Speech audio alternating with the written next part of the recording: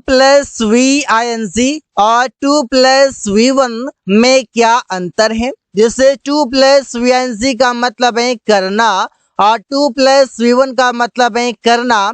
इसके कुछ एग्जाम्पल्स हैं, इस वीडियो में सीखेंगे दोनों के बीच क्या अंतर है। इस वीडियो को देखने के बाद कभी कंफ्यूजन नहीं होगा।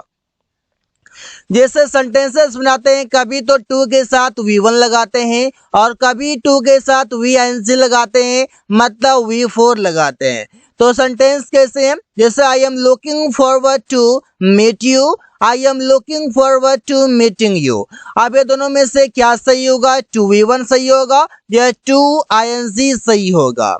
I am use to play the games या I am use to playing the games, इसमें से 2 प्लस VING या 2 plus V1। She is addicted to sleep more या she is addicted to sleeping more, दोनों में से कौन सा सही होगा। इस वीडियो को देखने के बाद आप सभी कुछ जान पाएंगे।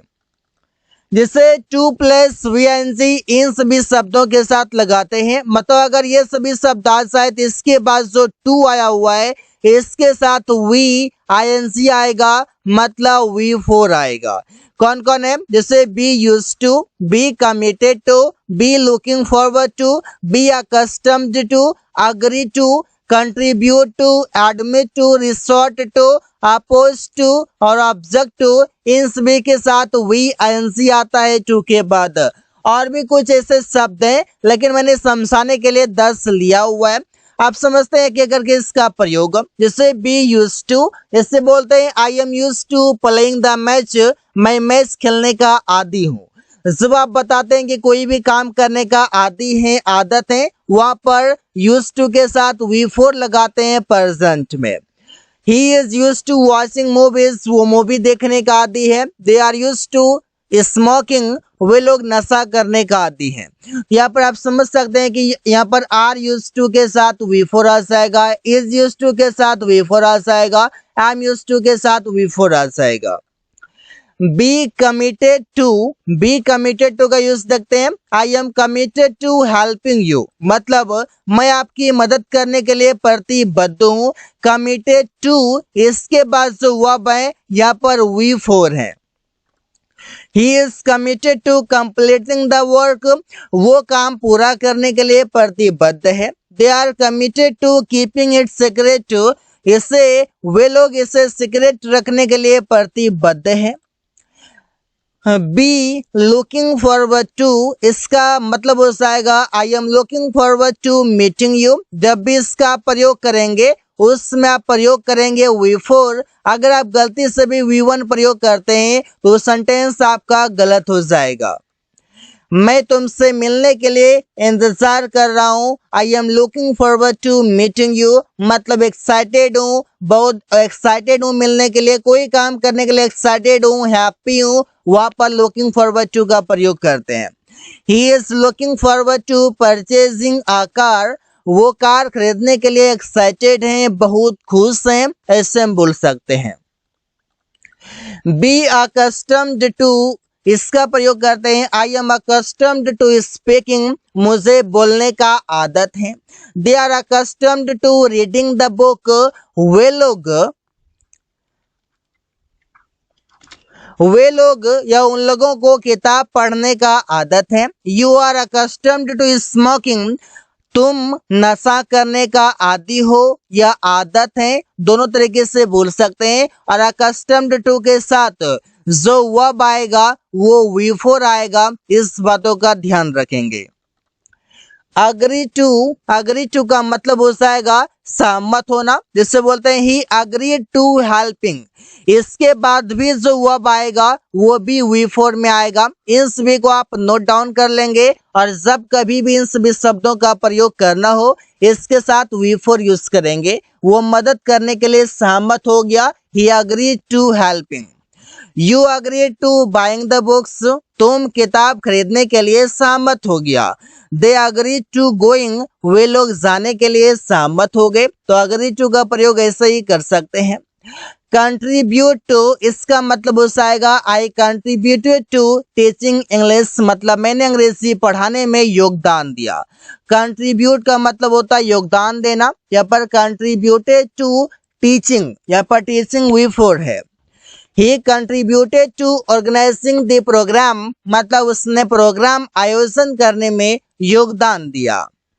एडमिट टू, इसका हो जाएगा प्रयोग the policeman admitted to arresting the terrorist, मतलब सेंटेंस बन जाएगा इस प्रकार से, ये पुलिसकर्मी ने आतंकवादी को पकड़ने की बात स्वीकार की। You admitted to giving him money, मतलब तुमने उसको पैसे देने की बात स्वीकार किया। तो कोई भी काम करने का स्वीकार करना, वहां पर एडमिट का प्रयोग करते हैं, और इसके बाद जो टू आता है तो टू आता है तो ये V4 लेगा, इसके बाद वे टू आएगा तो ये V4 लेगा। रिसोर्ट टू, इसका प्रयोग करते हैं you should not resort to stealing money, मतलब तुम लोगों को पैसे चुराने का सहारा नहीं लेना चाहिए। ये रिसोर्ट टू का मतलब है सहारा लेना।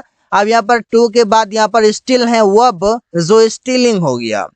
Don't resort to walking in easy path to get success, मतलब सफलता पाने के लिए आसान रास्ते पर चलने का सहारा मत लो। तो यहाँ पर ऐसे ही प्रयोग करते हैं। रिसोर्ट टू के बाद जो वर्ब आएगा वो V4 आएगा, यहाँ पर आप आसानी से देख सकते हैं। अपोज टू, मतलब हो जाएगा I am oppose to doing such work, मैं ऐसा काम करने के विरोध में हूँ। He is opposed to selling this car, वो यह कार बेचने के विरोध में है। यहाँ पर अपोज टू के बाद जो वर्ब आएगा वो V4 आएगा, टू के साथ जो वर्ब आएगा वो V4 आएगा। लेकिन हम लोग अक्सर देखते हैं कि टू के साथ तो V1 आता है, लेकिन ऐसे बहुत सारे शब्द हैं जिसके साथ प्रयोग किया जाता है टू के साथ V4। आप समझते हैं 2V1 का प्रयोग कैसे करना है। जैसे बोलता है I want to go there, मैं वहां जाना चाहता हूं, यहाँ पर टू के साथ देखिए यहाँ पर V1 आ गया। He likes to talk to him, वो उससे बात करना पसंद करता है, यहाँ पर likes to के साथ देखिए यहाँ पर V1 talk आ गया। I am here to speak, मैं यहाँ बोलने के लिए हूँ, यहाँ पर टू के साथ V1 आ गया।